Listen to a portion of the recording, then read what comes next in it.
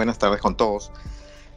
Bueno, sí, vamos a tocar hoy día en la siguiente hora y media, más o menos que tenemos aproximado, referente al tema de el coronavirus, el COVID-19, o llamado también técnicamente el SARS-CoV-2. Entonces vamos a empezar con la primera presentación con respecto al COVID y básicamente definir lo que estamos viviendo ahora, un escenario, ¿no?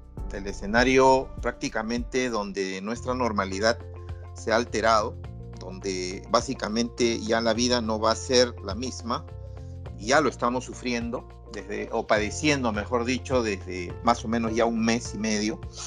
Ha habido un impacto a la economía, ha habido un impacto a la vida laboral, un impacto a la vida personal, social, y no hay visos todavía, al menos de lo que discurre el próximo año, todavía de una solución permanente a esta infección por este virus, a esta pandemia.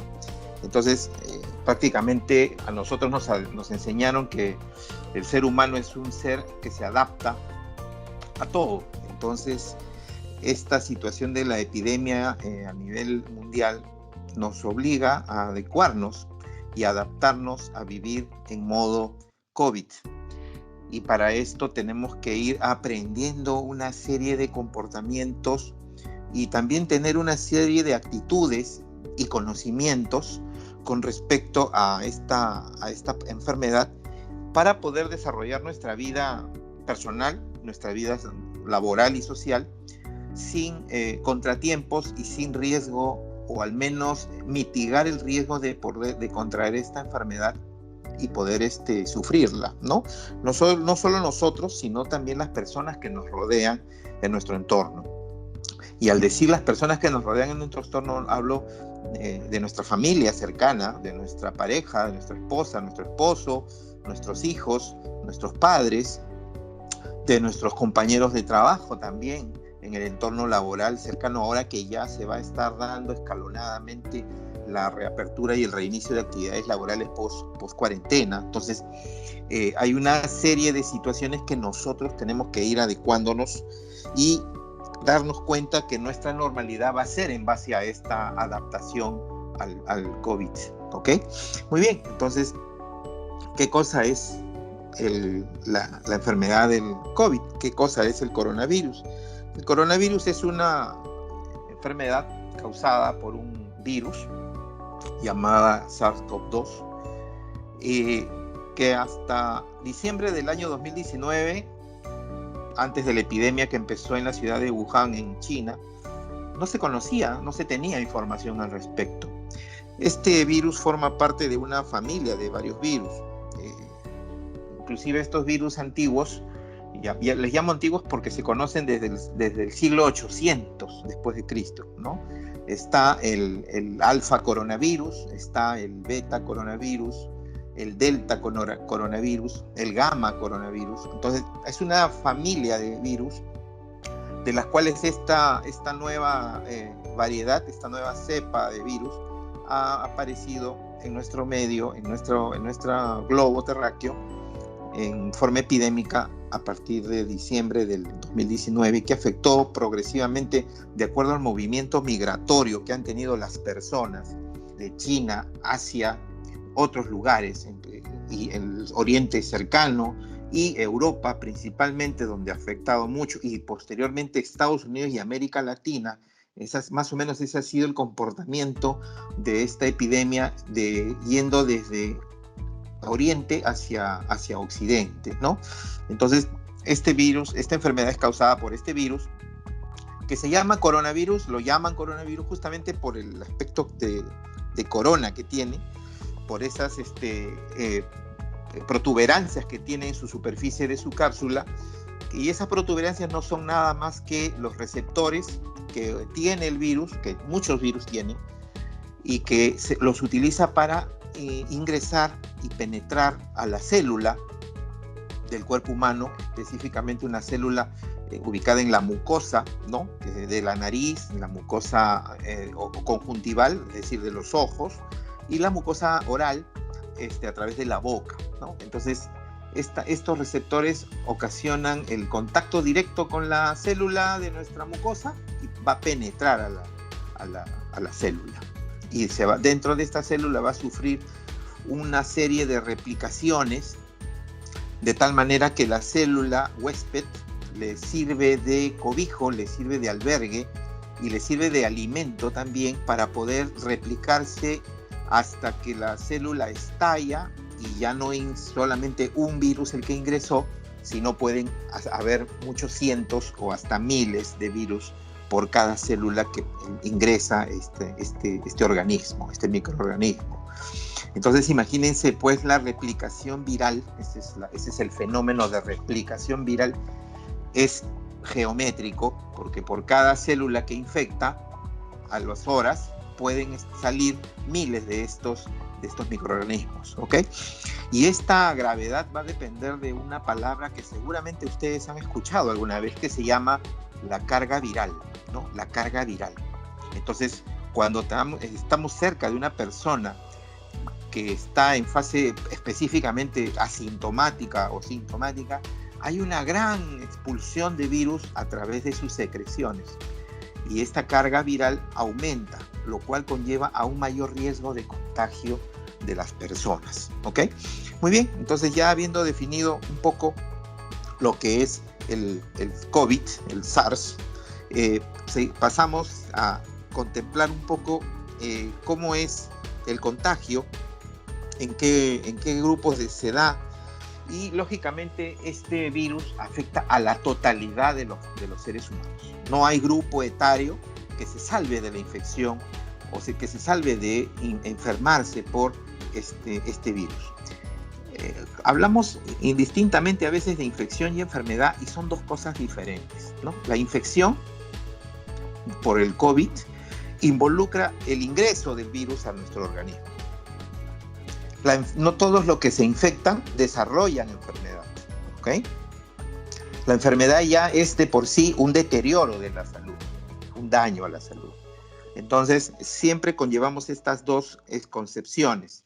De lo que se trata es no de evitar la enfermedad, de lo que se trata es de evitar la infección, porque no sabemos y se desconoce, porque esto depende muchas veces de factores individuales de cada persona. Muchas veces no sabemos qué personas van a hacer una fase más severa de esta enfermedad.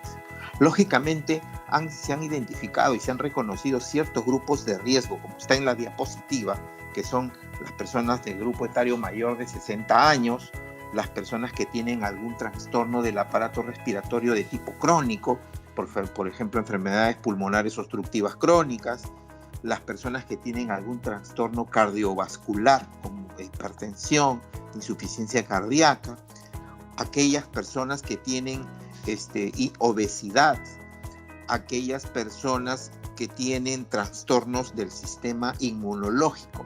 Al decir trastorno significa que tienen un deterioro, que tienen una disminución de la respuesta inmunológica frente a la infección, frente a una enfermedad que no necesariamente es al COVID, sino a cualquier enfermedad, ¿no? A personas que tienen también trastornos metabólicos, por ejemplo, diabetes mellitus, en la cual todas estas enfermedades, muchas de ellas se caracterizan por un daño de los vasos sanguíneos, un daño vascular, y también se caracterizan por un deterioro de la función de la respuesta frente a una enfermedad, frente a una infección.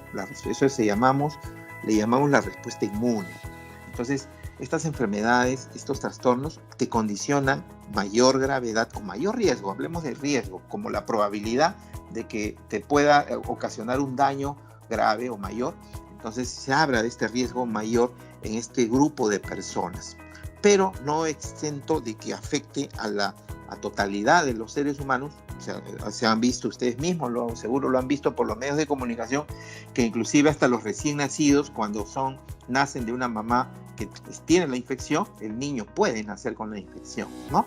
Y hasta las personas adultas mayores, que también son un grupo especial de riesgo con respecto al coronavirus, ¿ok? Entonces, eso básicamente como preludio para ir conversando más sobre lo que es la infección por el COVID.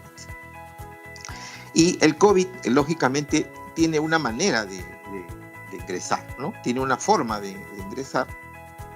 Y básicamente la forma de ingresar hacia el cuerpo es de persona a persona. Es lo que le llamamos el contacto directo. La persona a persona, a través de un contacto directo, o a través de gotas, o a través de microgotas. Seguramente sabemos ya, algunos de ustedes sabrán que hay enfermedades que ya se transmiten por esto, ¿no? En nuestro medio, la más popular, la más común y conocida por todos seguramente, es la tuberculosis. Es una enfermedad infectocontagiosa transmitida a través de un vehículo, y este vehículo es las microgotas o gotas que expulsa el ser humano al toser, al hablar o al estornudar. Entonces, el microorganismo viaja a través de estas gotas o microgotas, viaja a través del espacio entre persona y persona, porque hay un espacio entre persona y un medio, pero la gota le sirve de medio de transporte, le sirve como a suerte de combi, ¿no? Para poder llegar al destino, que es infectar a otra persona sana, ¿ok?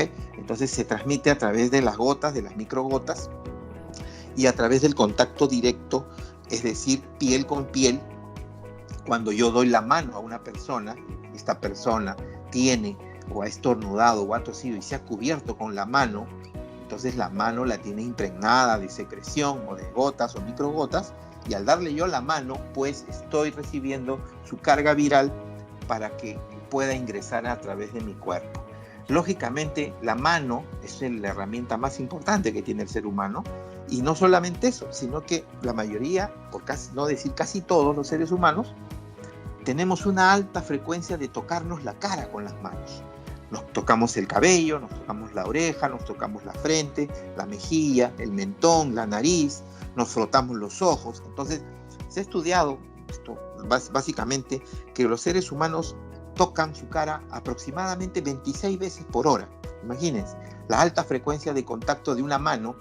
Ahora, si estamos hablando de una mano con la secreción mucosa de otra persona, pues es muy fácil que pueda hacer su ingreso el virus a nuestro organismo a través de este contacto directo. Entonces, es importante tenerlo en cuenta, y también es importante tenerlo en cuenta para poder tomar la medida de precaución y la medida correctiva para mitigar, para disminuir el riesgo de que ese virus ingrese a nuestro cuerpo. Y hay otro mecanismo de ingreso también del virus. ¿Y cuál es? Es el mecanismo indirecto, es decir, a través de superficies, objetos, máquinas, equipos, herramientas que ya están con el virus, están contaminados con el virus. Y eso básicamente sucede cuando no hay limpieza, cuando no hay desinfección de los ambientes, no hay desinfección o limpieza de los objetos que tocamos comúnmente. Entonces, una persona con la enfermedad estornuda o deja sus secreciones nasales o las microgotas en una superficie, y nosotros solamente contactamos con la superficie que no está debidamente higienizada, y estamos ya llevando el virus hacia nuestro organismo. Cabe señalar una peculiaridad.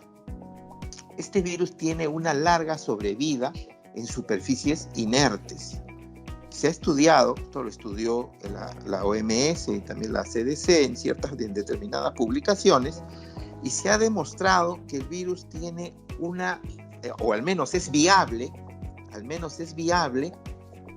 hasta 6 días en determinados materiales, por ejemplo, como el plástico, en el acero, 5 días, en la madera, 4 días, en el papel y el cartón, 1 día a 2 días, ¿ok? Entonces tiene una larga sobrevida en estos objetos inertes, lo cual hace que el virus sea altamente infeccioso al contactar estas superficies que no están debidamente higienizadas o limpias. Entonces hay que tener cuidado. Entonces, tenemos que tener en cuenta justamente esta peculiaridad del virus, para que, por su capacidad infectante en diversos materiales y superficies inertes, lo cual facilitaría justamente el ingreso del virus a través del contacto indirecto, ¿ok? Entonces, y una cápite, nosotros solemos, y esto lo digo porque inclusive yo lo vivo diariamente, bueno, no diariamente, sino cuando voy a hacer mis compras al supermercado o a la bodega que está cerca de mi casa, y nos dan los materiales, nos dan los alimentos en bolsas de plástico, ¿no? Entonces, esa bolsa de plástico desconocemos nosotros quién la ha manipulado antes. Y no solamente eso, si tenemos en cuenta que el virus sobrevive 6 días en el plástico, entonces es un material potencialmente riesgoso cuando nosotros regresamos a nuestro hogar con nuestro recado. Entonces se impone un poco también el criterio de que nosotros llevemos nuestras propias bolsas, y si tenemos bolsas de papel, mucho mejor, porque teniendo en cuenta que la sobrevida en el papel, que es un material orgánico, y el cartón, le dan un menor sobrevida al virus. Entonces ya por ende, y ecológicamente, ambientalmente también saludable, sería importante escoger este tipo de materiales para nuestro quehacer diario en nuestro hogar, ¿okay? Entonces es un elemento también a tener en cuenta. ¿Qué más? ¿Qué más podemos decir de la infección por el coronavirus? Podemos decir que se contagia, como ya lo hemos visto, a través de las microgotas, las gotas como mecanismos directos y de mecanismo indirecto a través de superficies, pero que también presenta al ingresar sintomatología, y una sintomatología bastante variada, una sintomatología que cursa básicamente como una infección del tracto respiratorio alto. Tracto respiratorio alto le llamamos desde la tráquea hacia arriba, es decir, la tráquea, la faringe y la nariz, la rinofaringe. Y bajo se llamaría lo que es bronquios y alveolos, ¿okay? Pulmón, propiamente dicho. Entonces, la sintomatología del virus, del COVID, nosotros al tener ya la infección, podemos presentar una sintomatología propia de una infección respiratoria alta. Entonces, ¿qué cosa tienes o sientes cuando tienes una infección respiratoria alta? Pues tienes secreción nasal, pues tienes tos, pues tienes una serie de síntomas, puede ser enrojecimiento de los ojos, ¿no? Tos persistente, igual como semeja un resfrío común, ¿no? Lo cual le hace bastante singular y peligroso para poder identificar sus síntomas, porque a veces se ha visto casos de personas que han tenido resfrío común y han pensado que era COVID cuando no, era un resfrío común nada más. Pero es importante tener en cuenta los signos de alarma que vamos a ir hablando después. Pero esos son básicamente la sintomatología genérica, general, con respecto a infectarnos nosotros por el COVID. Un cuadro caracterizado por rinorrea, es decir, secreción nasal, ¿okay? Acuosa, ¿okay? Es decir, transparente, tos persistente, generalmente tos seca, enrojecimiento de ojos, dolor de garganta, que son característicos de una infección respiratoria alta, ¿ya? Muy bien. ¿Y qué más tenemos con respecto a la caracterización del virus? Básicamente tenemos que ¿qué hacer cuando nosotros tenemos estos síntomas? ¿Qué cosa debo hacer? Siempre vamos a tener la duda, y ahora más que todo, ¿qué hago yo cuando tengo los síntomas del resfrío? ¿Tendré el coronavirus? Me lo preguntaré, ¿no? La respuesta es hacerse siempre estas preguntas, ¿no? Como una rutina, si es que tenemos síntomas de resfrío o síntomas de respiratorios altos. ¿He tenido yo contacto con alguna persona sospechosa de portar el virus? ¿No? Preguntémonos, ¿he tenido contacto con alguna persona sospechosa? ¿Okay? Cuando he salido a la calle a hacer alguna compra, ¿he tenido contacto? Basándonos siempre en un principio importante, que es el principio universal de bioseguridad. Y esto se los recomiendo porque nos ayuda mucho para actuar de manera segura. ¿Y cuál es? Significa que considerar a todas las personas en nuestro entorno cuando salgamos a hacer alguna compra de recado, de comida, o una transferencia, o alguna situación que tengamos que amerite salir a la calle, es considerar a todas las personas alrededor nuestro como sospechosas. Es un criterio para nosotros tomar un comportamiento de prevención, un comportamiento preventivo y un actuar seguro. Entonces es importante tener en cuenta esto. Considerar las superficies que tocamos también como contaminadas. ¿Para qué? Para minimizar justamente el contacto al mínimo con respecto a las superficies, ¿no? Y tener una actitud segura con respecto a la infección. Entonces debemos preguntarnos siempre, ¿he tenido contacto? Esa es una. Y dos, ahora, esta es por el antecedente epidemiológico, ¿no? He viajado, he estado en algún lugar o he estado acompañado de alguien o he regresado, he retornado de algún lugar donde la enfermedad haya estado ya presente, ¿no? Y esto se pregunta justamente cuando ya era la primera etapa de la pandemia, cuando recién llegó acá. El primer caso que ocurrió fue de un piloto justamente que había estado en Europa. Entonces era importante la pregunta de si había tenido un viaje o había tenido contacto con personas en el extranjero, ¿no? Pero ahora lo que nos preguntamos solamente básicamente es si he tenido un contacto con algún sospechoso, ¿ok? Dentro de un tiempo. Si yo me enfermo, si me deteriora la salud, ¿puedo contagiar a mi familia? Pues sí, ¿no? La respuesta es sí. Si yo me enfermo, si yo estoy infectado del virus, de todas maneras hay un alto riesgo, hay una alta probabilidad de que yo pueda infectar a mi familia cercana, a la familia con la cual yo convivo, en la cual yo comparto la cena, el almuerzo, el desayuno, comparto el dormitorio, comparto la sala de televisión, comparto una serie de escenarios de mi vida cercana. Entonces mis gotas, mis microgotas, mis secreciones están diseminadas en toda el escenario familiar. Por eso que es importante tener medidas de prevención y precaución con respecto a una vez que yo me haya enfermado. Entonces el riesgo sí es positivo, el periodo, y tener en cuenta también el periodo de transmisión de la enfermedad, que básicamente está en promedio, ¿no? Se habla de 2 a 14 días, pero realmente en promedio es 7 días, ¿no?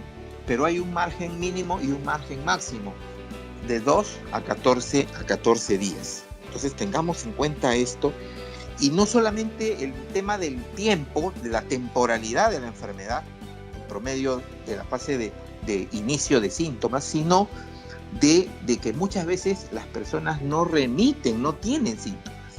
Son los llamados portadores asintomáticos del virus, y que muchas veces bordean el 80% de las infecciones por coronavirus. Imagínense, o sea, significa que de 10 personas infectadas con virus, 8 me van a hacer poco o casi ningún síntoma, ¿ok? O sea, es un enemigo silente, la infección por el COVID, lo cual amerita que reforcemos nuestra conducta y reforcemos nuestro comportamiento de bioseguridad, de prevención, ¿ok? Entonces, vamos avanzando. ¿Qué más tenemos? Tenemos que preguntarnos, ¿todos los casos de infección y de enfermedad por COVID son mortales? La respuesta es no.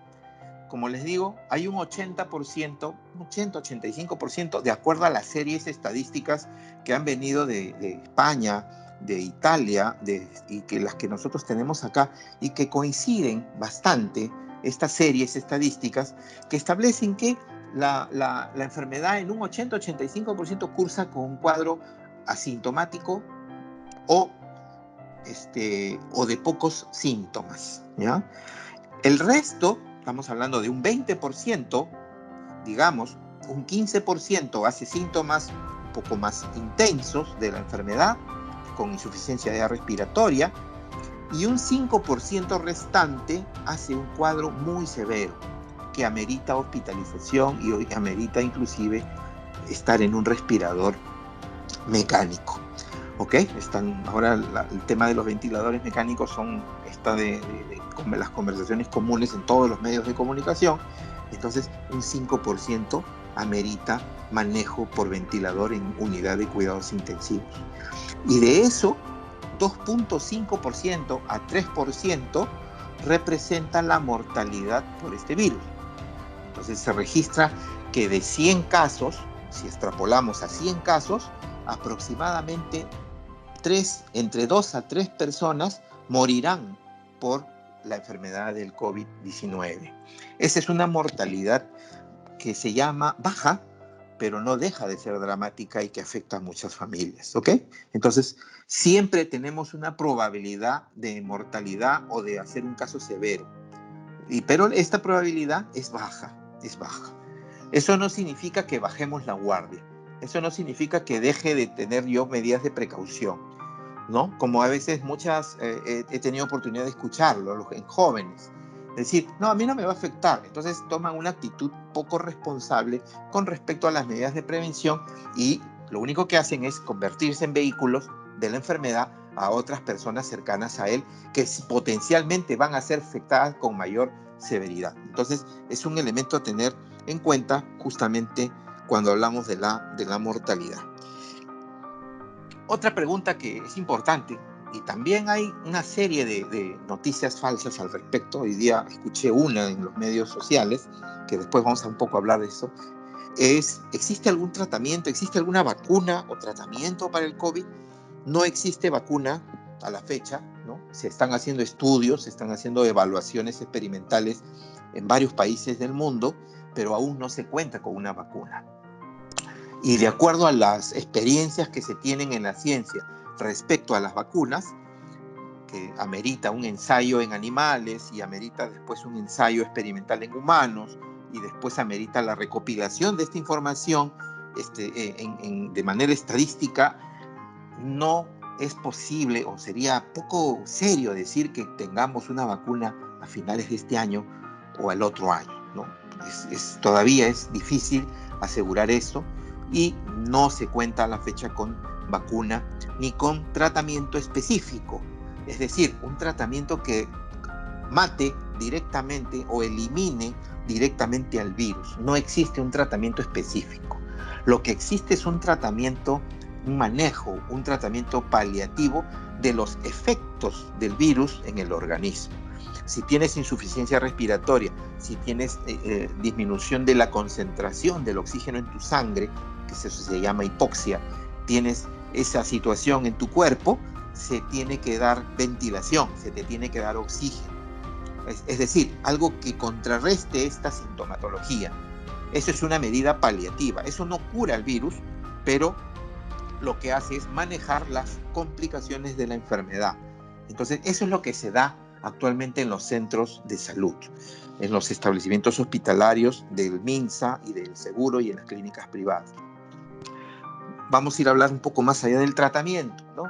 No es solamente estamos haciéndonos las preguntas comunes, pero después hablaremos un poco de tratamiento, porque no se utilizan esquemas habituales de tratamiento convencional, como para cualquier infección respiratoria, ¿ok? Muy bien. Entonces, ¿qué es lo que nosotros tenemos ahora que tener en cuenta? Que tenemos una población de riesgo.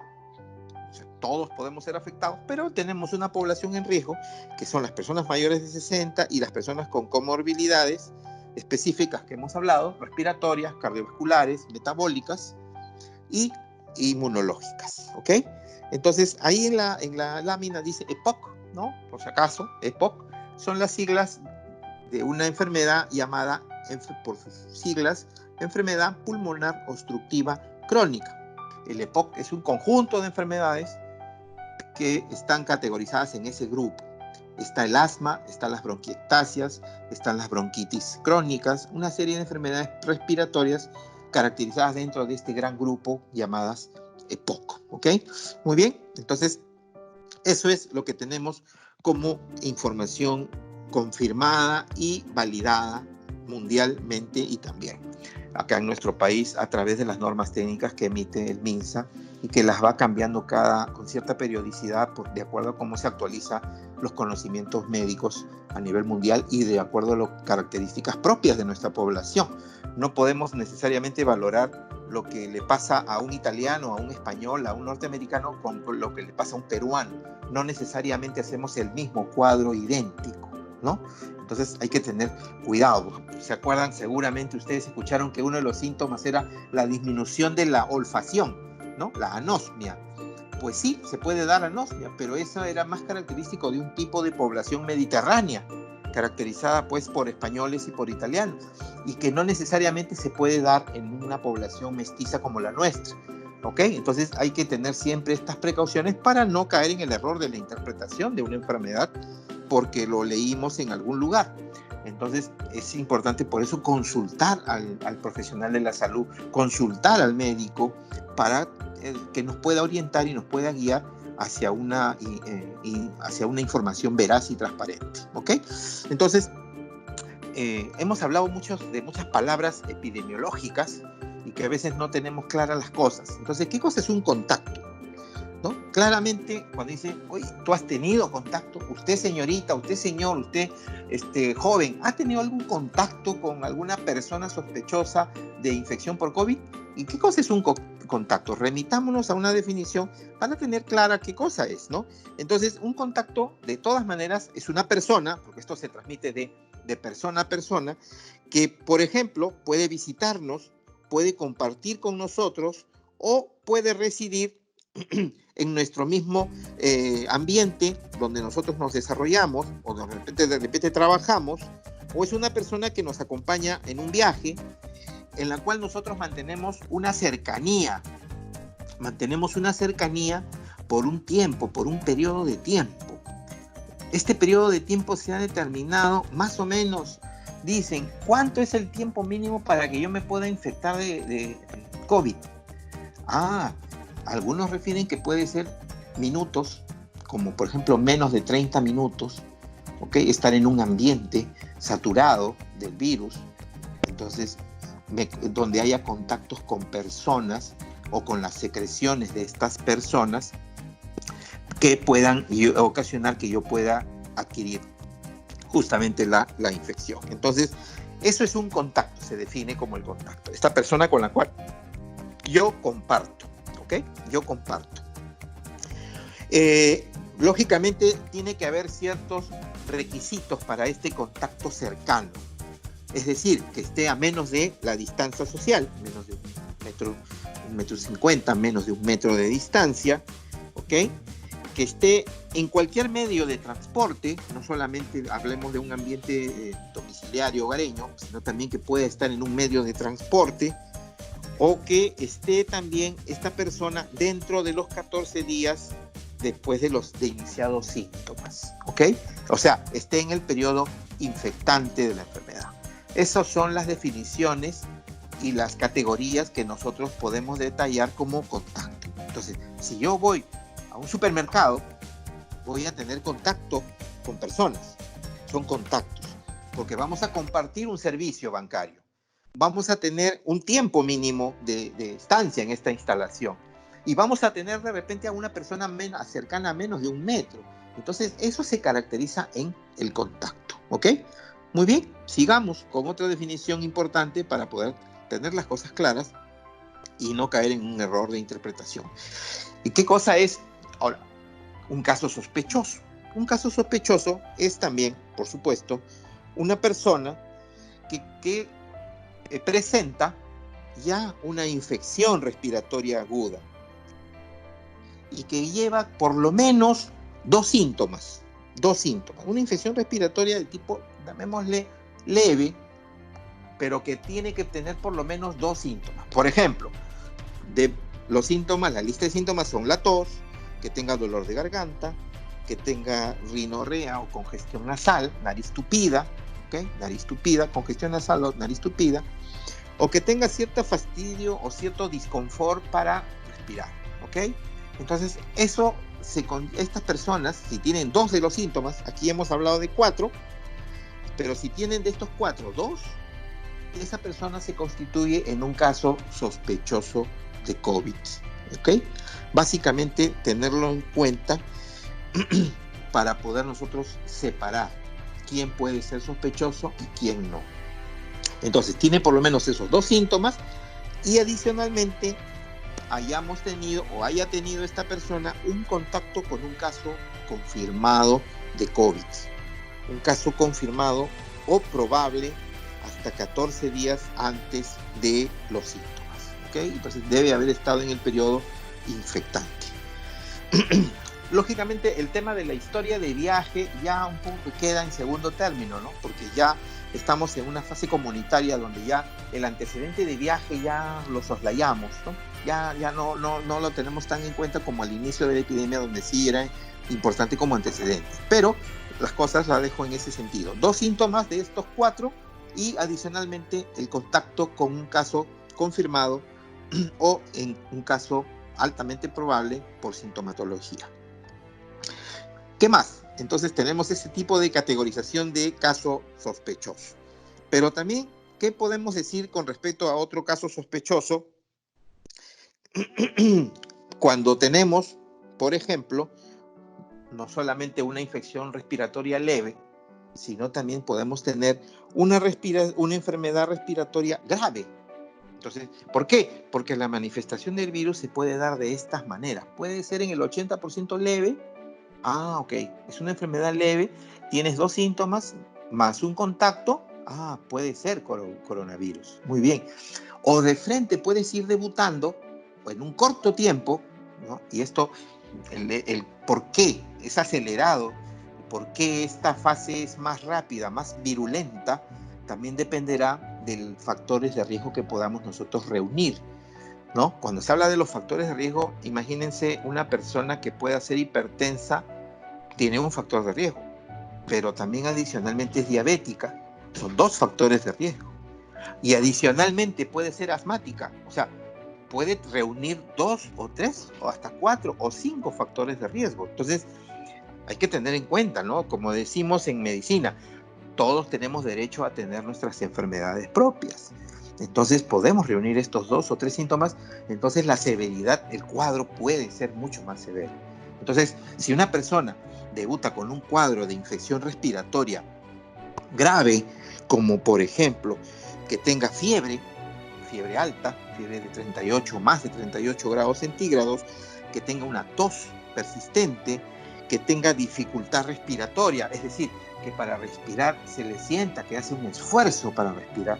Eso se le llama disnea en términos médicos, pero en términos coloquiales se le llama la dificultad respiratoria. Y eso lo podemos notar en las personas cuando en la zona de las clavículas se hunde la piel. Entonces las personas utilizan musculatura accesoria para poder respirar. ¿Estamos? Entonces normalmente nosotros respiramos y nuestro abdomen puede elevarse y bajar de acuerdo a nuestra frecuencia respiratoria. Pero cuando ya la persona hace un esfuerzo para respirar, ya no solamente es el movimiento abdominal, sino también hay una presencia de un tiraje muscular, eso se llama tiraje, a nivel de las clavículas, donde está el hueco de la clavícula, que está aquí en la zona del cuello. Entonces se ve ahí un esfuerzo para que la persona hace cuando respira. Eso se llama la dificultad respiratoria. Y lógicamente, esos síntomas de gravedad, de enfermedad severa respiratoria, deben estar acompañadas con el contacto. Hay contacto, hubo contacto con un caso confirmado, ¿ok? O en la historia de viaje, lógicamente, que ya también la soslayamos, pero básicamente si ha habido un contacto con un caso confirmado, ¿ok?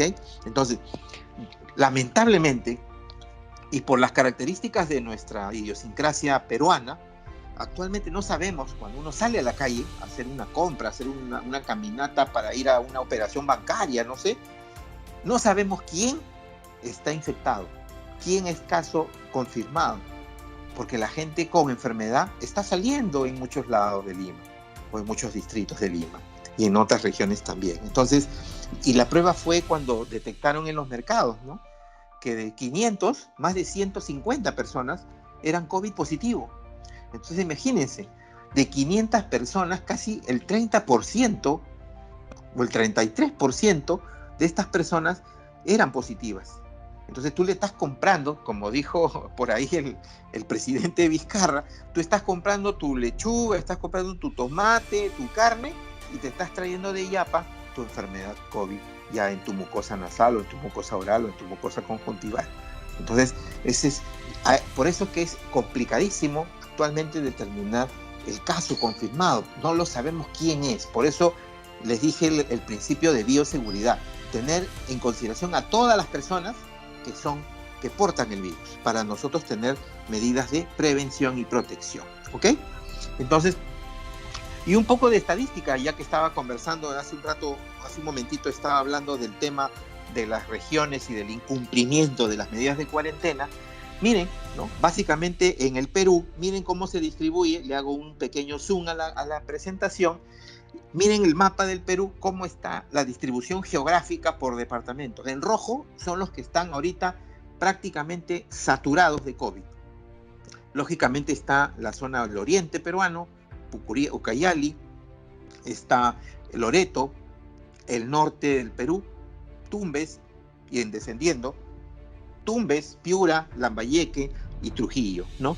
Lógicamente Lima, por la concentración que tiene como urbe, concentra la mayor cantidad de casos, pero básicamente el norte y el nororiente y centro de nuestra geografía está llena de casos de infección por COVID, ¿no? Y esto nos conlleva a determinar a la fecha, cuando hice esta presentación al día de ayer, entré al informe epidemiológico del MINSA, y hasta el día de ayer teníamos 1.533 fallecidos, personas fallecidas, que implica un 2.8% de letalidad, ¿no? La letalidad es la probabilidad de que yo muera por COVID, es la probabilidad. La tasa de mortalidad es la tasa en la cual el porcentaje de población que muere que cuando ya tiene la enfermedad, ¿ok? Es diferente.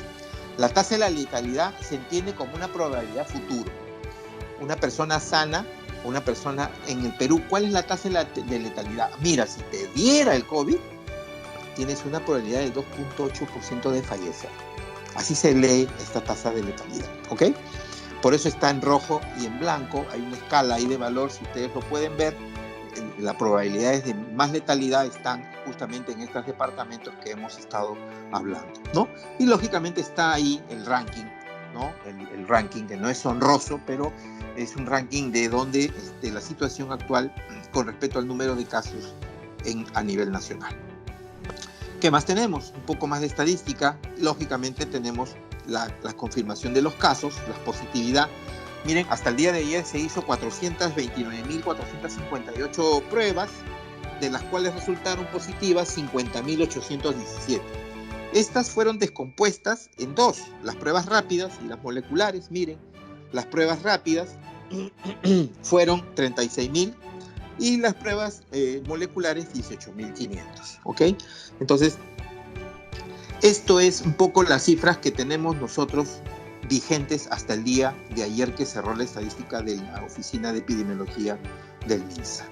¿Y cómo se distribuye la enfermedad? Miren, la distribución, disculpen que haga este movimiento, pero es para que lo podamos ver un poquito mejor. Miren, este es un pie, y aquí en el pie vemos la distribución de la mortalidad por género. Y miren, de 4/4, aproximadamente 3/4 partes son varones, y un poquito más de 1/4 parte son mujeres. Entonces tenemos una enfermedad que afecta principalmente a los varones, ¿ok? Y coincide justamente con las cifras y los datos estadísticos de otros países. En Italia, en España también afecta mayormente en más o menos en esta proporción a los hombres que a las mujeres, ¿ya? ¿Por qué? Está en estudio. Y si lo vemos, miren, este gráfico muy interesante es la distribución de la mortalidad por género.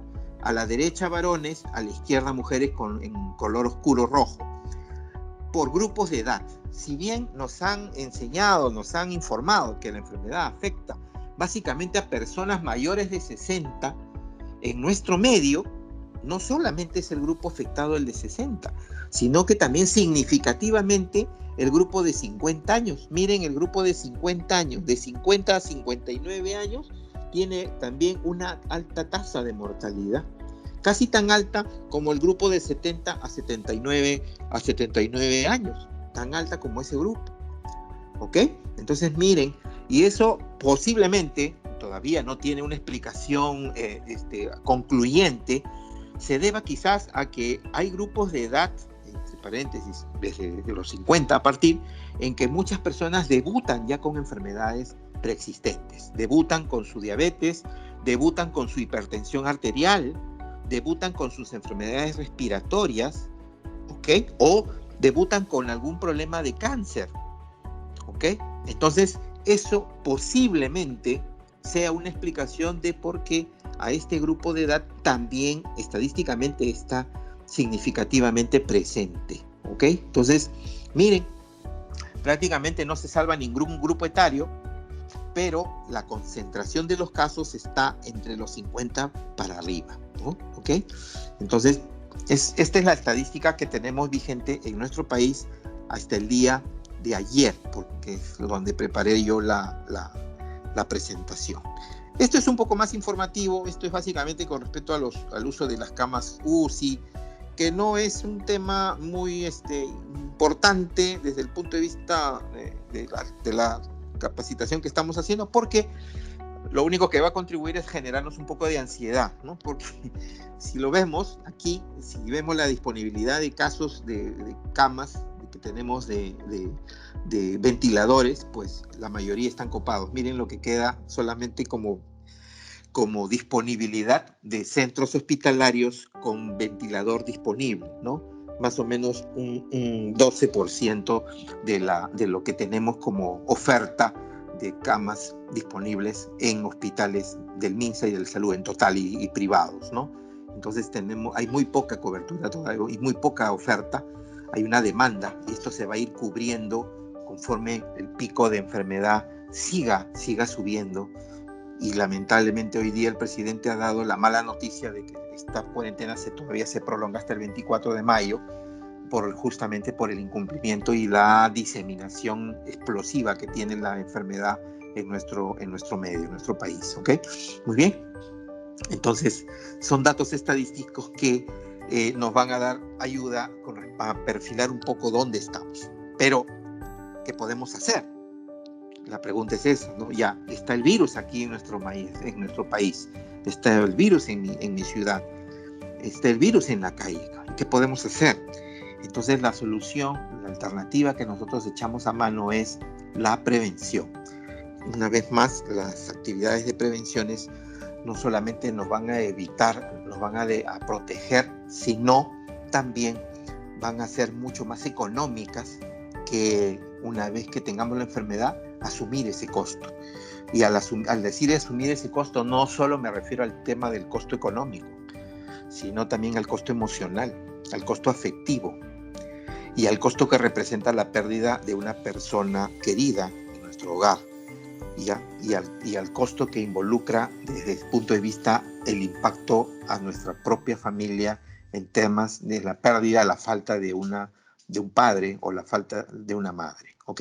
Entonces es por eso importante tener en cuenta la prevención como la medida más importante frente al COVID. Entonces, sí es importante que no podemos discriminar, solamente decir, ok, la población de riesgo debe cuidarse. No, solo la población de riesgo debe cuidarse. No. Hay que tener más énfasis en este grupo etario. Y si tú eres población de riesgo, importante, consulta a tu médico tratante. Si estás hablando de que eres diabético o tienes alguna enfermedad respiratoria o cardiovascular o inmunosupresión, consulta a tu médico tratante si es que tuvieras algún malestar, si es que tuvieras algún disconfort, o si es que tienes algún problema de salud con fiebre o síntomas respiratorios graves, a tu médico tratante para que te pueda dar una alternativa guiada y profesional para tu manejo más adecuado. Acuérdense, nosotros estamos en una situación de pandemia donde el sistema de salud prácticamente ya está al borde del colapso. Entonces, ir a un hospital involucra también exponerse a mayor riesgo a la infección, a la enfermedad. Entonces, debemos agotar las posibilidades que tenemos a la mano.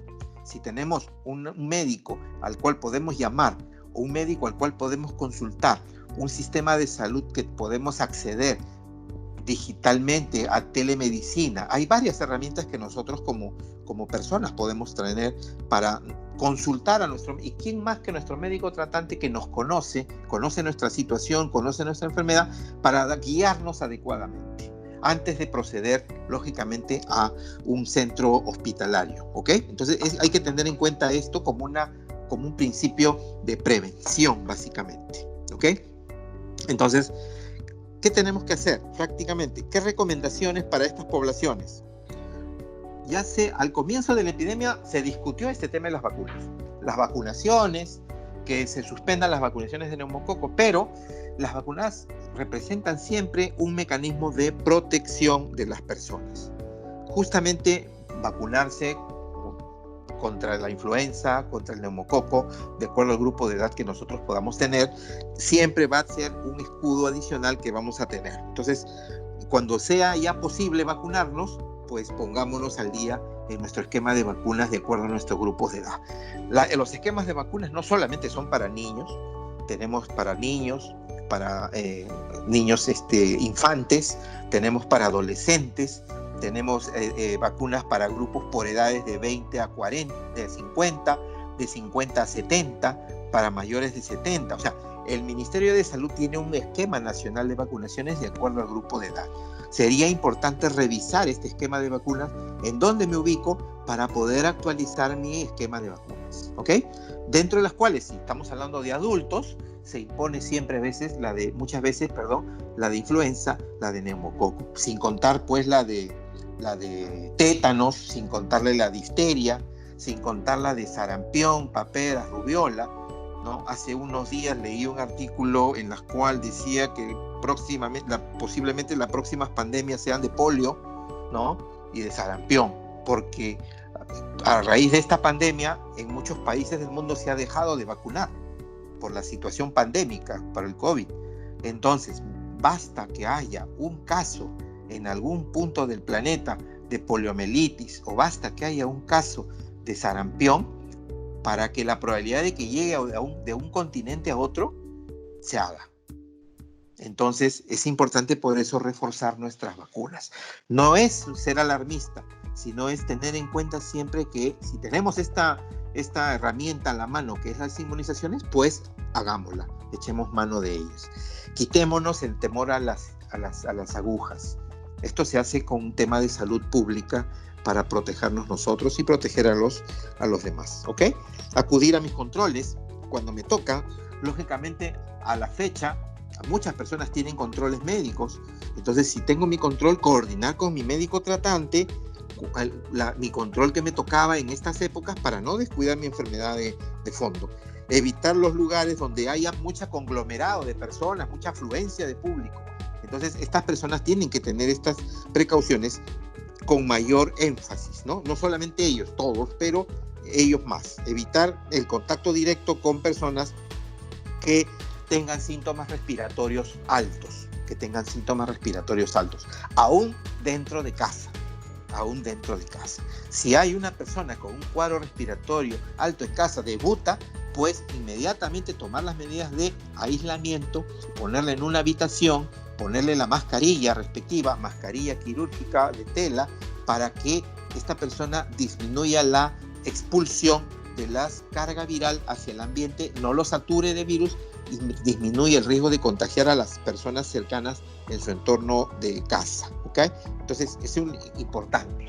Y el otro tema es la alimentación balanceada, para poder nosotros tener insumos, mejor dicho, para poder combatir. Acuérdense, esta es una enfermedad que ataca nuestro sistema inmunológico. Y el sistema inmunológico depende de proteínas. Los anticuerpos son proteínas. Las células hacen su sistema de defensa inmunológico a base de proteínas. Entonces, eso involucra tener un régimen nutricional que nos dé también un aporte de proteínas para que nuestro sistema inmunológico pueda tener los elementos para sintetizarlos y para fabricarlos. ¿Ok? Muy bien. ¿Qué otras medidas tenemos que tener en cuenta con respecto a la prevención del coronavirus? Pues las medidas generales, que es cubrirnos cuando estornudamos, cuando tosemos, pero no con la mano. Es importante no utilizar las manos.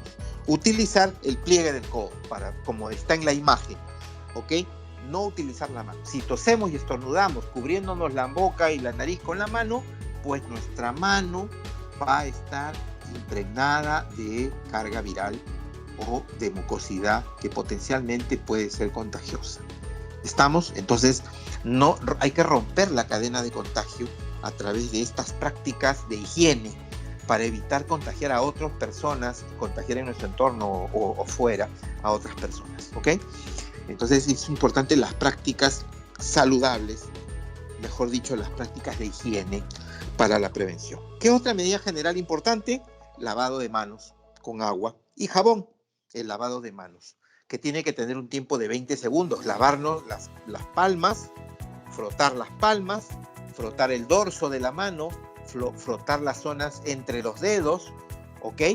Y rascarnos la palma con las uñas de la mano opuesta, para que también la suciedad, los microorganismos que puedan estar debajo de nuestras uñas puedan salir y puedan ser arrastrados. ¿Qué jabón usar? Cualquier jabón es bueno. No necesito, y es importante la recomendación, no favorezcamos el uso de estos jabones, entre comillas, germicidas, bactericidas. Son peligrosos para la salud. Usamos un jabón común, un jabón neutro, ¿ok? Para poder hacer la limpieza. Los jabones no destruyen al virus. Los jabones hacen que el virus resbale de nuestra mano. El virus tiene una capacidad de quedarse adherido a nuestra piel. Entonces, al nosotros jabonarnos las manos debidamente, ocasionamos que el virus se desprenda de la piel. Y a esto sumado la acción del agua, es una acción mecánica de arrastre, pues el chorro de agua arrastra al microorganismo, en este caso al virus y a otros microbios, hacia el desagüe. Entonces, esa es la manera en la cual funciona el lavado de manos. El jabón aumenta la tensión superficial de la superficie de la piel, hace que la superficie sea resbalosa para el virus, se queda en la espuma y el chorro de agua lo arrastra hacia el desagüe. Por eso es importante un jabón y sacarle espuma. La espuma es el elemento más importante al momento de jabonarnos las manos, ¿okay? Entonces, el lavado de manos, y en todo caso, si no tenemos a la mano el jabón y el agua, utilizar el gel antibacterial o el alcohol gel, pero con las precauciones. Tampoco abusemos del alcohol gel ni del gel desinfectante, porque podemos ocasionarnos otro problema. Muchas veces por solucionar uno, la solución es peor que la enfermedad. Entonces, ¿qué ocasiona el gel, el alcohol? Irritación dérmica, dermatitis. Entonces hay que tener siempre precaución. Por eso, ¿qué se debe fomentar más? El lavado de manos. No el uso del gel antibacterial ni el alcohol gel. Lo podemos utilizar, sí, si es que no tenemos a la mano el lavado de manos con agua y jabón. Y que sea un jabón normal, un jabón común, un jabón neutro, sin características de bactericidas ni nada de esto. ¿Ok?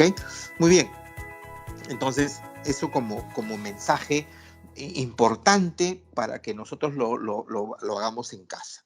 Lógicamente tenemos las medidas de lavado de manos con cierta frecuencia o con ciertos tiempos, cuando íbamos al baño, antes de comer, ¿no?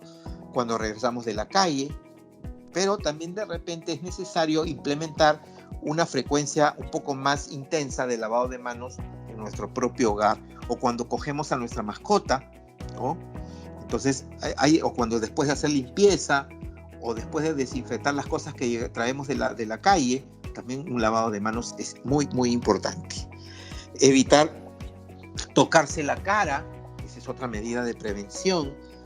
Acuérdense las 26 veces que tocamos la cara por hora, evitar tocarnos la cara, los ojos, la nariz y la boca con nuestras manos sin lavar, ¿ya? Sin lavar. Es una medida de precaución, de prevención, ¿ok? ¿Qué más tenemos? Tenemos las medidas, dentro de estas medidas generales, y ante la presencia de síntomas como dolor, como tos, dolor de garganta, es importante estar en la casa hasta recuperarnos. Acuérdense, hay un 80% de que si nos da, nos recuperemos. Permanezcamos en casa. Si tenemos síntomas graves, ahí acudir al establecimiento de salud más cercano. Lógicamente, la autoridad de salud, MINSA de salud, han establecido teléfonos de emergencia. Lamentablemente, yo les diría, llama, pero lamentablemente estos números han colapsado. Entonces, si tenemos a la mano un médico virtual, un médico que puede respondernos por teléfono, no para que hacerle la consulta de qué debo tomar, no es eso, ¿no? Sino decirle, informarle para que él tome una decisión profesional y nos pueda orientar la pertinencia de ir o todavía permanecer en nuestro hogar o ir al centro hospitalario.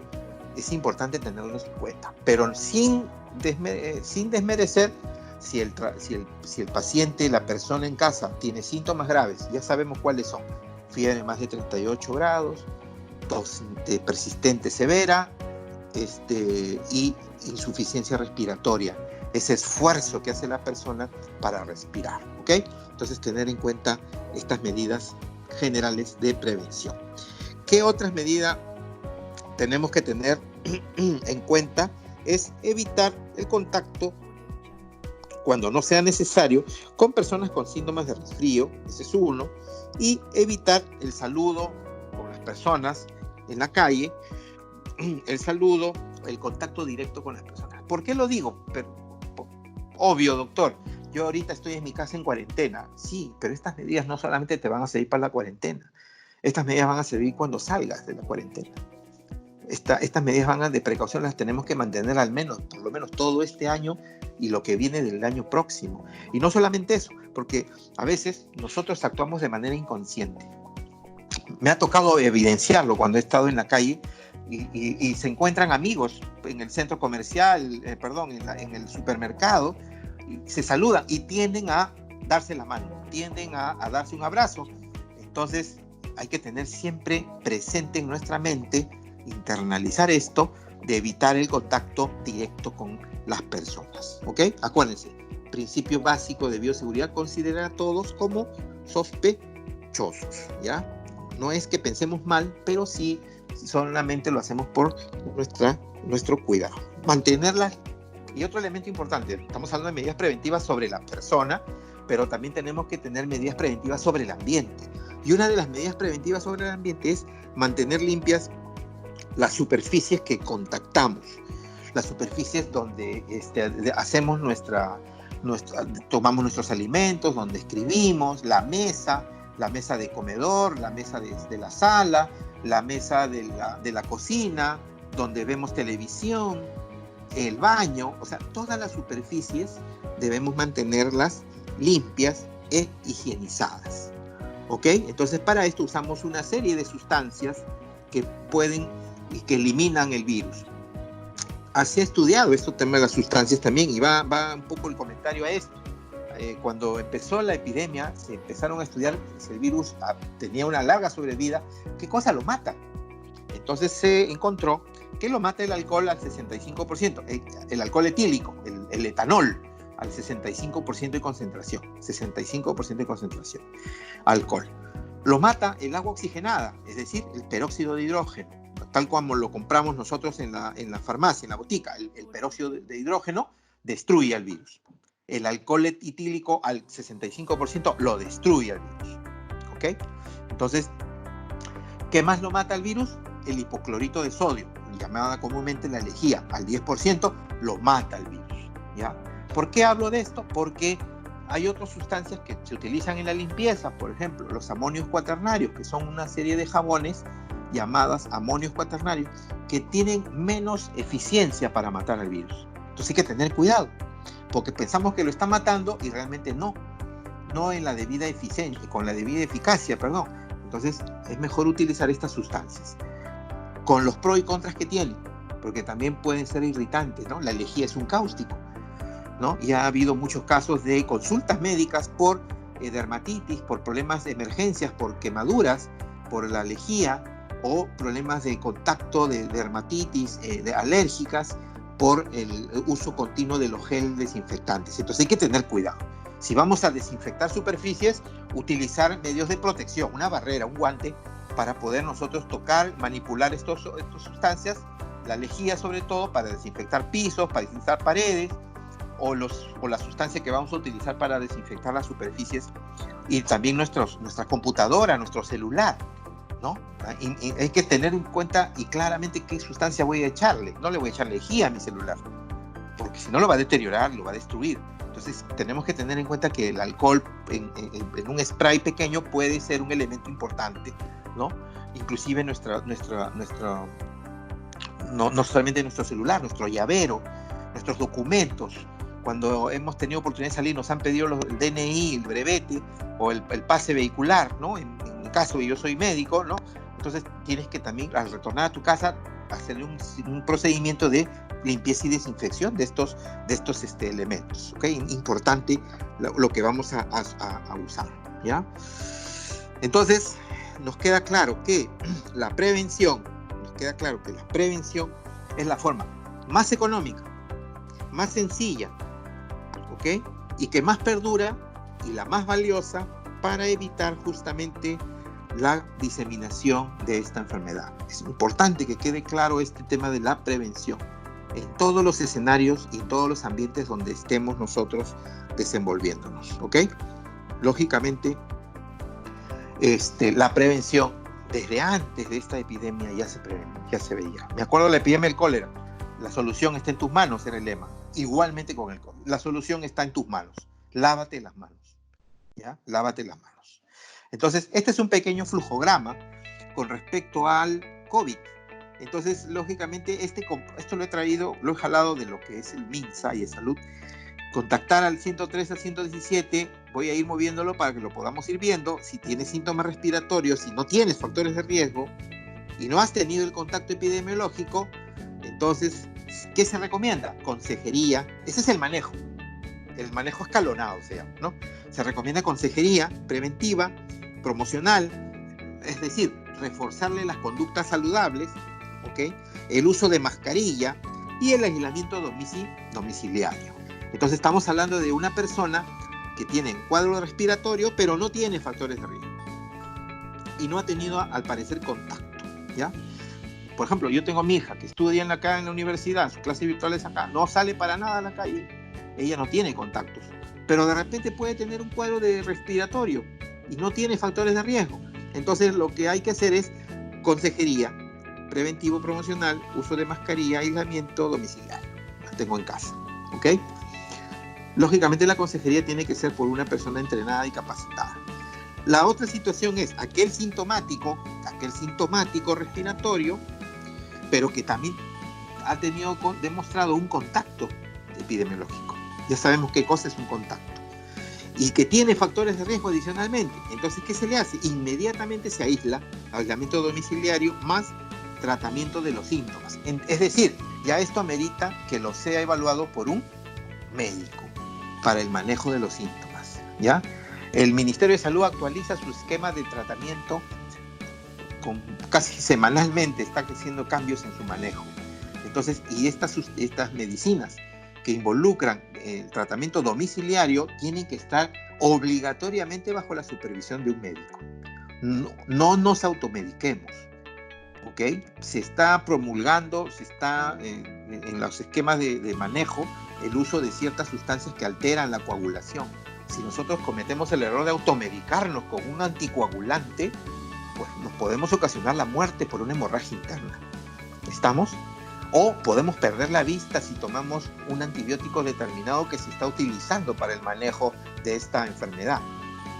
Porque nos ocasiona daño a la retina, o nos da un daño cardiovascular irreversible que nos puede dar un paro cardíaco. O sea, las medicinas que están se están prescribiendo para el COVID son también tienen cierto riesgo y tienen que ser monitoreadas de cerca por un médico. Entonces, a estas personas sintomáticas respiratorias que tienen contacto y tienen factores de riesgo, se le aísla y se le da tratamiento de síntomas. Es decir, se le hace monitoreo telefónico con médico, se le programa visitas domiciliarias a través de un médico, se le hace programación para la toma de la muestra, ¿ok? La muestra de la prueba del test rápido o el test molecular que esté a la mano, se le implementa el uso de la mascarilla de manera permanente, continua en casa, ¿ok? En casa. Entonces, este es el otro escenario. Y el tercer escenario es aquel sintomático respiratorio que ya tiene signos de gravedad. ¿Cuáles son los síntomas de gravedad? Ya quedó claro. Fiebre y insuficiencia respiratoria, básicamente. Esas dos. Entonces, que tenga o no tenga factores de riesgo, pero tiene síntomas respiratorios graves, entonces ahí sí amerita trasladarlo a un centro ambulatorio, a un centro, hospitalario, a una clínica o a un hospital. ¿Okay? ¿Para qué? Para que se proceda a su aislamiento hospitalario, se le tome la muestra, se demuestre si es un caso confirmado y se proceda a darle manejo hospitalario. ¿Okay? ¿Por qué? Porque siempre corre el riesgo de que esta persona pueda ir a la fase severa, ¿okay? A la fase de los 5%. ¿Se acuerdan? El que necesita ventilador. Ese grupo con enfermedad grave es ese 15%. ¿Ok? El resto es el 80% de la estadística. Entonces, por eso va mi alocución. He hablado de las medidas preventivas, pero también tengo que hablar obligatoriamente de un dispositivo de barrera que nosotros tenemos que usar. ¿Y cuál es? El equipo de protección individual. Perdón, tenemos que tomar un poquito de agua porque si no me quedo sin voz. Entonces, el equipo de protección personal, equipo de protección individual, como lo quieran llamar, EPP o EPI. Entonces, ¿qué cosa es un EPP? Un EPP es un dispositivo o un material o una indumentaria que está destinado a protegernos. Es una barrera frente a una infección que puede ingresar a nuestro organismo. Es como una capa de protección, ¿ok?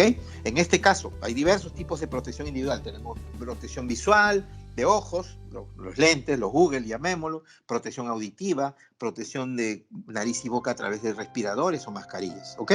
Esos son ejemplos de equipos de protección personal. Entonces, los equipos de protección personal nos protegen contra un peligro, en este caso un peligro biológico, el virus COVID.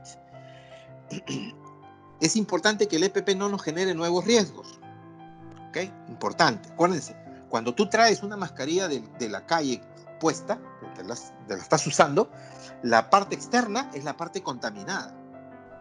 Entonces no la debes tocar. Al momento de sacártela no la debes tocar, porque si no te conllevas tú mismo un riesgo de infección. Importante dónde la debemos colocar, la mascarilla, ¿ok? Entonces conlleva un cambio de comportamientos. Es que no dificulte, aquí lo coloqué el trabajo, pues esto un poco está orientado para labores, pero que no dificulte tu actividad, que no dificulte tu labor. Muchas veces, inclusive había un fake news, una noticia falsa, decía, la mascarilla te genera hipoxia. No, eso no es cierto. ¿Ok? No te genera hipoxia. ¿Puedes sentir un poco de sensación de esfuerzo para respirar? Sí, pero eso no te genera hipoxia, no te genera que tu oxígeno en tu sangre baje. Así que combatamos estas ideas que circulan erróneas sobre el COVID, sobre el uso de equipos de protección también. Entonces, que no dificulte tu actividad, que sea de fácil adaptabilidad y que nos genere, que no sea incómodo, ¿no? Que no sea incómodo, ¿ya? Lógicamente podemos decir, pero si me pica la nariz, no me la puedo rascar cuando estoy con la mascarilla, pues hay que tolerarla. Hay que tener una actitud en ese sentido proactiva de no tocarnos la cara a pesar de que podamos sentir una picazón, etcétera, o que estemos sudando, inclusive porque a veces todavía en esta época todavía salimos y podemos o caminamos con la mascarilla y podemos sentir calor, entonces nos genera molestia, pues tolerémosla, ¿ok? Entonces, y está adecuada la mascarilla a la medida nuestra cara, a nuestra medida antropométrica. Entonces, antes de colocarnos una mascarilla, debemos tener en cuenta que no debemos tener ningún accesorio que se encuentre en las manos, ¿ok? Perdón, este era para guantes, pero estamos hablando de ahora se estila no utilizar muchos accesorios en la cara para el tema de la mascarilla. Acuérdense que cuanto menos superficie le demos al virus, donde adherirse, va a ser mejor. Entonces es muy importante tener en cuenta no tener objetos que puedan nosotros darle facilidad al virus para que se pueda adherir a objetos. Llamémosle aretes, llamémosle sortijas, llamémosle pulseras, ¿ok? Entonces, importante, ¿ya? Importante. Por eso coloqué esta tingencia de retirar los accesorios de la parte donde vamos a colocar el EPP, ¿ya? El uso de guantes no se recomienda el uso de guantes cuando si vamos a tener que salir para hacer alguna operación, alguna compra. No se recomienda el guante, ¿ya? Se recomienda las manos limpias. Si yo tengo alguna lesión en la mano, puede ser meritorio que pueda utilizar un guante, pero si no, no. Es mejor la mano y no utilizar el guante. Si no, el guante a veces nos sentimos protegidos y nos contaminamos más, porque no estamos acostumbrados a usar guantes. Entonces se conlleva un riesgo, el exceso de confianza. Con guantes estoy protegido, dice. Entonces empiezo a tocar todo y descuido un poco la prevención y me puedo infectar fácilmente. Entonces, ¿qué es lo mejor? Por eso siempre fomentar el lavado de manos. ¿Ok? La higiene de las manos. Y lógicamente seleccionar el equipo de protección de acuerdo al escenario, ¿no? Ya han salido las recomendaciones del MINSA al respecto. Mascarillas de tela, mascarillas quirúrgicas, respirador N95, de acuerdo al escenario. En mi trabajo yo puedo tener una mascarilla quirúrgica, ¿ok? Mi persona enferma en mi casa o sintomático respiro, una mascarilla de tela, ¿ok? Si soy una persona que trabaja expuesto a sospechosos, casos sospechosos o un trato directo con público, ameritaría una evaluación de un riesgo para establecer si la pertinencia de una N95 o una FFP2 como mascarilla de protección. Entonces, es un elemento importante. Entonces, muy importante, por eso recalco, el respirador o la mascarilla, ¿sí? Como habíamos estado viendo, eso es las recomendaciones. Un poco exagerada, porque ese no es un lavado de manos social, es un lavado de manos para medicina, pero el principio es importante. Lavarnos, miren, vieron en el video la espuma, es muy importante sacar espuma, ¿ok? Las superficies de la mano son la cara ventral, es decir, la palma, la cara dorsal, las zonas entre los dedos interdigitales y las uñas. Entonces, rascar las uñas en la palma de la mano remueve la suciedad y las bacterias o los microbios que están en nuestras uñas y frotarnos los pulgares tal como estaba en el video. Y el uso del alcohol gel también, bajo el mismo principio de impregnar totalmente todas las superficies de nuestra mano, tanto la cara dorsal, la cara ventral, las zonas interdigitales, para poder tener una buena higiene de manos con este alcohol o esta sustancia gel. Muy bien, la otra lámina, ya esta es la penúltima para terminar, es que no solamente nosotros vamos a estar en nuestra casa, sino que vamos a tener que tener ciertas prácticas en nuestro trabajo, y quiero dejarle las últimas recomendaciones: mantener las manos alejadas de nuestra cara, limpiar nuestra zona de trabajo, ¿no? Si bien podemos tener un personal que lo hace, nosotros debemos diariamente ahora limpiar nuestra propia superficie, nuestro teclado. Importante tener clara qué sustancia es para el teclado, qué es para el mouse, para no malograrlos, no deteriorarlos. No le vamos a echar cualquier sustancia, así como tampoco nos vamos a aplicar cualquier sustancia a nuestras manos, ¿ok? Entonces, limitar las superficies de todas las superficies tocadas, ¿no? Tocar al mínimo las superficies. Cambiarnos los equipos de protección personal, de ser el caso, realizar nuestros lavados de manos con frecuencia, ¿ok? Y limitar el saludo social convencional como nosotros lo tenemos como latinos que somos, ¿no? Entonces, eso era todo la presentación que había preparado. Yo les agradezco.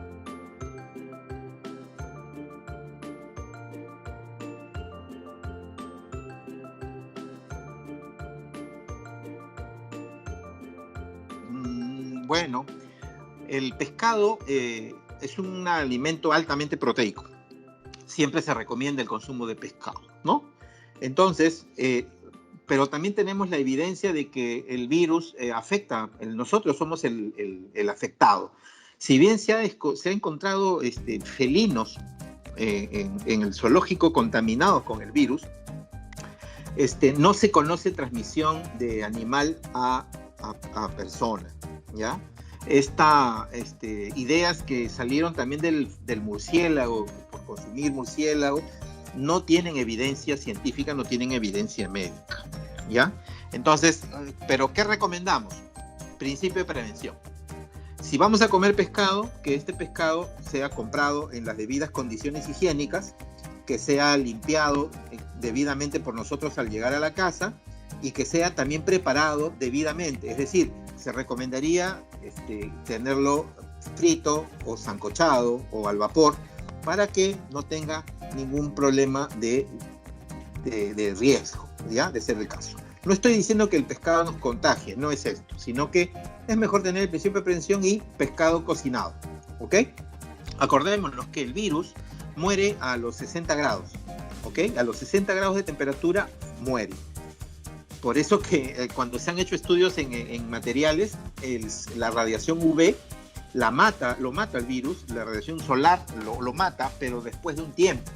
Tenemos 3 tipos de radiación solar, ¿no? Esto me trae a otro tema, pero se los cuento porque es importante. La radiación de tipo A, UVA, UVB y UVC. La A y la B lo matan al virus en muchas horas. La única radiación ultravioleta que es más eficaz es la UVC, la de tipo C, que no se utiliza en humanos porque causa muchísimo daño a la salud, ¿ya? Y se utiliza básicamente para ambientes. Eso ya se utiliza hace muchísimos años en centros hospitaleros para la desinfección. Entonces la radiación ultravioleta de tipo C. Entonces el sol tiene radiación C, pero en una dosis muy, muy baja. Entonces no podemos dejar las cosas al sol, ¿no? Para esterilizarlas. Eso es lo que les digo, ¿ya? Otra pregunta. ¿El resultado negativo en la prueba rápida necesariamente asegura que la persona no esté contagiada con virus? Sí, ¿no? La prueba rápida tiene un porcentaje de dar falso negativo, ¿no? Aproximadamente es un 5%. Por eso se ven estas cosas que a veces lo vemos en los medios, que me hicieron la prueba rápida, salió negativa una vez, salió negativa 2 veces, y es posiblemente que esa persona haya estado dentro de ese 5%.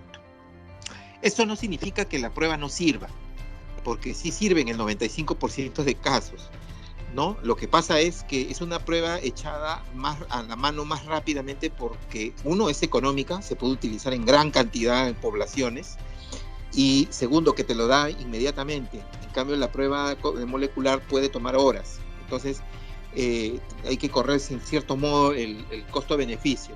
Entonces, la prueba rápida sí tiene un margen de error y eso no significa que no tenga la enfermedad. Así es, ¿ya? Por eso que va de la mano, uno, los síntomas. Si uno tiene los síntomas o tiene algún trastorno, un síntoma respiratorio, es sintomático respiratorio, importante buscar apoyo, consulta, consejería, para que lo pueda orientar y guiar, ¿ya? No necesariamente a la primera síntoma, ya, quiero mi prueba rápida, no. Tampoco prueba molecular, no. Vayamos por partes, es un enfoque escalonado, pero es muy importante la orientación y guía de un profesional de la salud, ¿ok? ¿Un pañuelo también puede ser usado en lugar de la mascarilla? No, porque el pañuelo, y esto me ha tocado verlo cuando he salido yo a hacer compras a la calle, he visto gente que tiene de mascarilla a veces un papel seda, una tela que es como la seda, poliseda, que realmente no protegen nada, ¿no?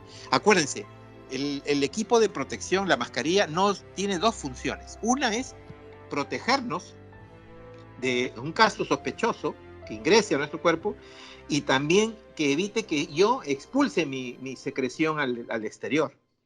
Tiene esas dos finalidades. Entonces, una tela delgada no protege. El Ministerio de Salud sacó una norma con respecto a la densidad de las telas. Sacó una norma con respecto a las densidades, por eso habla de la mascarilla quirúrgica de 3 pliegues, que garantiza la protección de la persona, tanto para no expeler como para que no ingrese. Y las mascarillas de tela con la densidad debida, con tejido de algodón y tejido sintético en un porcentaje, para que pueda tener la capacidad de atrapar, porque esa es la finalidad, de atrapar las gotas, las microgotas que vienen del ambiente en la capa externa de la mascarilla. ¿Ok? Entonces, es importante no usar cualquier tejido, ¿ya? Porque nos puede conllevar un riesgo mayor. Mencionó que el jabón hace que resbale el virus de nuestras manos. ¿Qué efecto tiene el alcohol y el gel sobre el virus? Ok.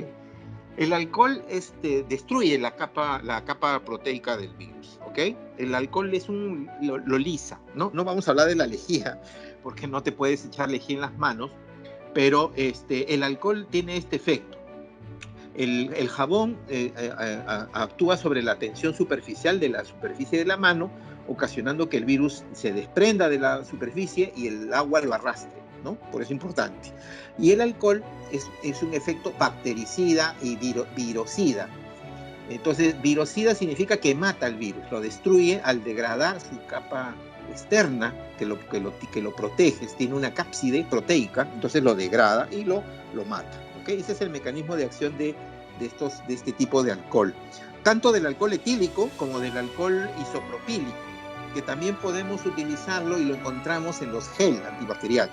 El alcohol etílico lo encontramos líquido, en esas botellas que nos venden en la farmacia, y el alcohol isopropílico es tipo gel, que se utiliza justamente en estas soluciones de desinfectantes que podemos comprar en las farmacias. ¿Okay?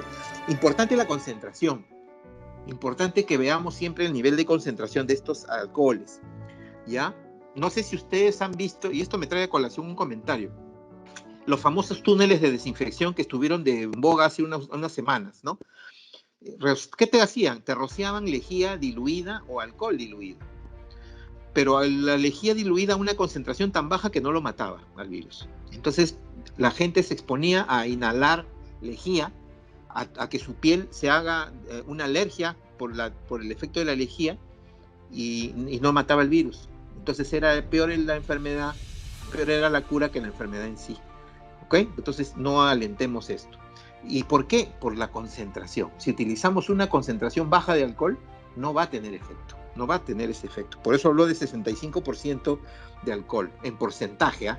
Mucho cuidado con las medidas anglosajonas. A veces vemos una botella de alcohol americano, dice proof, y eso no representa la real concentración en porcentaje. Generalmente lo que dicen proof, valor proof, es la mitad de lo que dice. ¿Ok? Entonces hay que tener cuidado. Otra pregunta dice, si una persona dio positivo con la prueba rápida, es asintomática, dio positivo con la prueba, y ha cumplido con los 15 días de aislamiento, puede retornar a su vida normal con las medidas de prevención. Y ya, muy bien. Aquí hablamos del alta epidemiológica y del alta clínica. Hay dos altas, ¿ya? El alta epidemiológica, en este caso aplicaría el alta epidemiológica, porque el paciente, yo supongo que la persona que ha dado positivo, porque es un caso confirmado por una prueba de laboratorio, no ha estado hospitalizada, no ha recibido manejo hospitalario, ha estado en domicilio. Entonces, si tenemos en cuenta el tiempo de vida en la historia de la enfermedad, entonces tenemos que hacer pasar posteriormente 15 días más, 2 semanas, 14 días, y eso le llamamos el alta epidemiológica. Después de esa alta epidemiológica, la persona puede retornar a su vida habitual. ¿Por qué es importante tener en cuenta esta alta epidemiológica? Es decir, esos 14 días posteriores, porque en esos 14 días todavía el paciente puede ser infectante. ¿Ya? Se ha demostrado que ya tiene capacidad de expulsar el virus a través de las microgotas de su aliento y de su respiración, ¿ok? Entonces hay que tener en cuenta ese aspecto. Otra pregunta que me ponen aquí, a ver, una vez que una persona pasa la prueba rápida de descarte, resultando negativo e ingresa a laborar, luego de ello, ¿cada cuánto debería hacerse otra prueba? o cuál es la frecuencia de seguimiento? Ok, ya, ok. Ya, la prueba los test rápidos para el tema laboral están puestos en la norma, la RM 239 del 2020 del MINSA, en la cual establece que el empleador tiene que hacer pruebas al inicio de labores, ¿ya? Pero dependiendo del nivel de riesgo de los trabajadores, no es a todos los trabajadores, es a aquellos trabajadores que tienen riesgo mediano, alto y muy alto de exposición al COVID, ¿ya? Los que tienen riesgo bajo no amerita hacerles pruebas de descarte. Entonces eso partamos como una premisa. Ahora, con respecto a la frecuencia, eso lo determina el médico ocupacional de la empresa. Eso lo determina en base a varios elementos. Uno, a la determinación del riesgo, que les hablé, bajo, mediano. Y dos, si es que la persona tiene factores de riesgo asociados, porque si bien ahora están en los medios de comunicación hablando que los obesos no pueden volver a trabajar, se han agarrado con los obesos, lo cual me parece discriminatorio, porque también dicen, no hablan de los hipertensos ni los diabéticos. Es un enfoque equivocado para parecer discriminatorio. Estas personas son útiles para la empresa. Tiene que organizarse el trabajo, pasada la cuarentena, que les toca a ellos, van a reintegrarse a su trabajo. De todas maneras, tienen que reintegrar a su trabajo, previo evaluación médica. Entonces, se tiene que tener en cuenta la periodicidad de las pruebas de acuerdo a la realidad de la organización, al nivel de exposición y al tipo de personal y al tipo de trabajadores con factores que reúnan factores de riesgo de salud. ¿Ok? Entonces, eso es un elemento que hay que tener en cuenta. ¿Las personas que han superado la enfermedad quedan inmunes al virus? No quedan inmunes, ¿no? No es así, es un cuadro viral, acuérdense, puede volverte a dar. Ya hay casos de reinfección por COVID, ¿no? Se ha dado en médicos. Hay 2 casos de médicos que han tenido la enfermedad, han estado hospitalizados, hicieron un cuadro severo, se curaron, salieron de alta y volvieron a reinfectarse porque volvieron al trabajo, se volvieron a infectar. O sea, no generas inmunidad. Sí generas anticuerpos por un tiempo, como respuesta de tu sistema inmune a la enfermedad, pero estos anticuerpos en el tiempo tienden a bajar, ¿ok? Tienden a bajar y te predisponen de nuevo a adquirir la enfermedad, a reinfectarte de nuevo. Eso es lo peligroso, ¿ya? Entonces, eso es lo que te puedo decir. También comentan que el alcohol de 70 grados es más efectivo para el virus COVID-19 que el de 96 grados. Ya, por eso, justamente hay que ver la nomenclatura en la cual está valorado, ¿no? Por ejemplo, yo tengo un alcohol que puede decir 96 grados proof, pero es un alcohol que realmente en porcentaje, por eso tiene que estar el porcentaje, es la mitad de 96, 48. Ese no me va a proteger. Entonces, la nomenclatura que nosotros tenemos en nuestro sistema peruano, que es el sistema para medir volúmenes y concentraciones, en este caso del alcohol, lo utilizamos en porciento, volúmenes de porciento. ¿Ok? En un estándar de 100 mililitros, ¿qué porcentaje es puro? El 65%. ¿Ya? ¿Ok? Entonces, si es 65, 70%, perfecto. ¿Ya?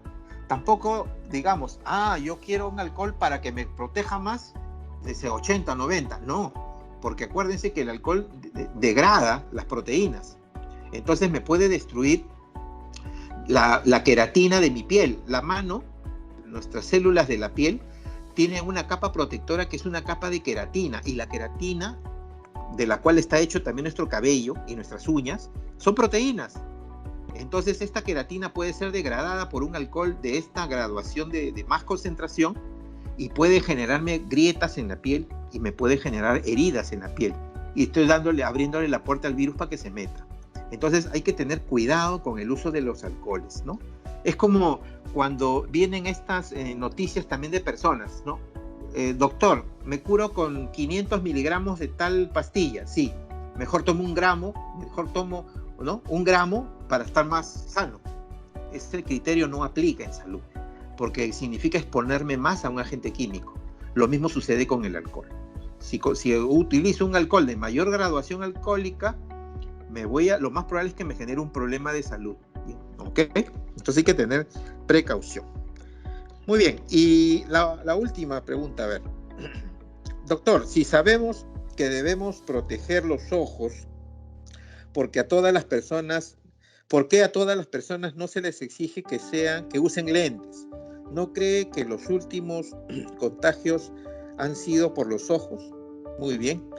Sí, es una opinión válida y tienes razón, porque la mucosa conjuntival también está expuesta. Pero esto depende de otros factores también, ¿no? Depende también del ambiente donde tú estás. Si estás hablando de un ambiente saturado de personas, ¿no? Imagínate una UCI. Imagínate la unidad de cuidados intensivos de un hospital donde hay 4 pacientes COVID que están ventilando, expeliendo virus todo el tiempo. Si no tengo yo la debida ventilación, en ese aire de esa habitación va a haber una alta concentración de virus. Está flotando las microgotas de estos pacientes en el ambiente. Y si yo tengo los ojos sin protección, estas microgotas van a contactar mi mucosa conjuntival y me van a infectar. Entonces, la protección de ojos dependerá también del ambiente a donde voy, ¿ok? Entonces, es en la medida de lo posible, sí. Yo, en ese sentido, utilizo cuando salgo unos lentes de protección para protegerme de contactos a través de la mucosa conjuntival. ¿Estamos? Entonces, yo no uso guantes, porque no protege en ese sentido. Si tengo la mano intacta, la mano sin heridas, entonces el uso de guantes no amerita. Entonces, lo que sí es de cajón es mascarilla, y la protección ocular dependerá de los lugares. Por eso hay que evaluar los riesgos, ¿no? No solamente es lo que uno quiere, y tampoco significa que más protección es mejor, ¿no? Acuérdense que si nos va a generar sudor, molestia, y va a ocasionar que yo me toque la cara para mover el lente o secarme el sudor, pues lo que no me va a proteger es mi lente, y mi mano misma me va a contagiar, ¿ok? Entonces hay que tener ciertas recomendaciones en base a esto.